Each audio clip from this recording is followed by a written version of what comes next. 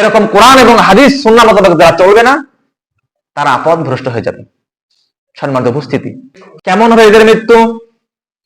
আল্লাহ রাব্বুল আলামিন বলেন, যখন মালাকুল মাউত আসবেন, ফেরেশতাকুল যখন আসবেন জান কবজ করার জন্য, বলবেন, এ পাপাত্তান, ইয়া আইয়াতুহান নাফসুল খাবিস, এ আইয়াতুহান নাফসুল খাবিসা উখরুজি ইলা গাযাবিল্লাহ, হে পাপাত্তান, আল্লাহর রাগ নিয়ে, আল্লাহর গোসা নিয়ে বের হয়ে আসো।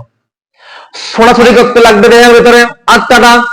যখন ছোড়াছুড়ি করতে লাগবে, আল্লাহ তাআলা বলছেন, ফাকাইফা ইযা তাওয়াফফাতহুমুল মালাইকাতু ইয়াদরিবুনা ওয়ুজুহাহুম ওয়া আদবারাহুম।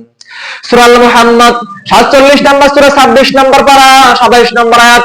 আল্লাহ রাব্বুল আলামিন বলেছেন, তাদের মৃত্যু হবে এমন, যখন তাদের মৃত্যু সন্নিকটে এসে যাবে, ফেরেশতাকুল তাদেরকে মুখমণ্ডলে পিঠাঘাত করতে করতে তাদেরকে মৃত্যু প্রদান করবেন।